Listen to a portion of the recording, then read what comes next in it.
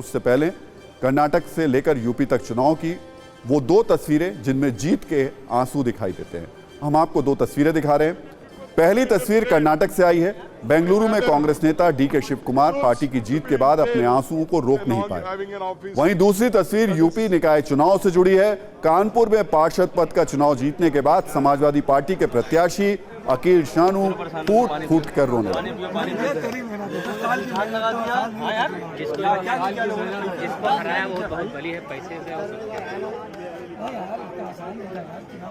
तो कर्नाटक में कांग्रेस की जीत के कारण हमने आपको शुरुआत में बताए थे, अब बीजेपी की हार के कारण भी समझ लीजिए। कर्नाटक की जीत के लिए खुद पीएम मोदी कई दिनों तक कर्नाटक में लगातार चुनाव प्रचार करते रहे, लेकिन 38 सालों से सत्ता परिवर्तन की जो परंपरा थी वो नहीं टूट पाई।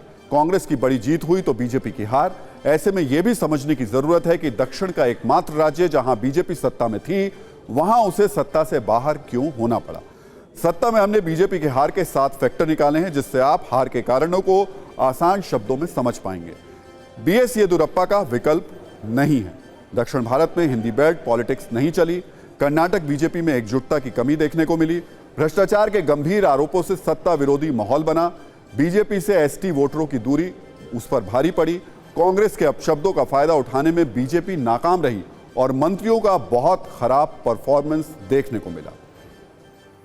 बीजेपी की हार की सबसे बड़ी वजह रही है कर्नाटक में पार्टी के पास बीएस येदियुरप्पा का विकल्प नहीं होना। बीएस येदियुरप्पा ने कर्नाटक में 2 बार बीजेपी को सत्ता दिलाई थी। कर्नाटक के लोगों में येदियुरप्पा का एक इमोशनल कनेक्ट रहा है, लेकिन बीजेपी ने जब उन्हें सीएम पद से हटाया उनकी सक्रियता कम हुई। हालांकि बीजेपी ने उन्हें लगातार कर्नाटक की राजनीति के सेंटर में रखा, पर शायद लोग बीजेपी से दूर होते चले गए। लिंगायत वोटरों पर इसका सबसे ज्यादा असर हुआ।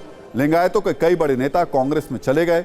बीजेपी को इसका नुकसान भी हुआ। लिंगायत बहुल्य इलाके में कांग्रेस को बड़ी जीत मिली। कर्नाटक में 16 से 17% लिंगायत वोटर हैं।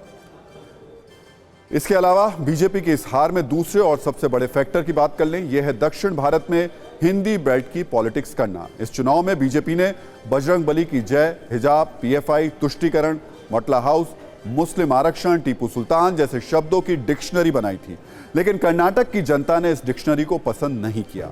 उत्तर भारत के राज्यों में ऐसे मुद्दे खूब चलते हैं, लेकिन कर्नाटक में इन शब्दों पर बीजेपी के पक्ष में ध्रुवीकरण नहीं हुआ।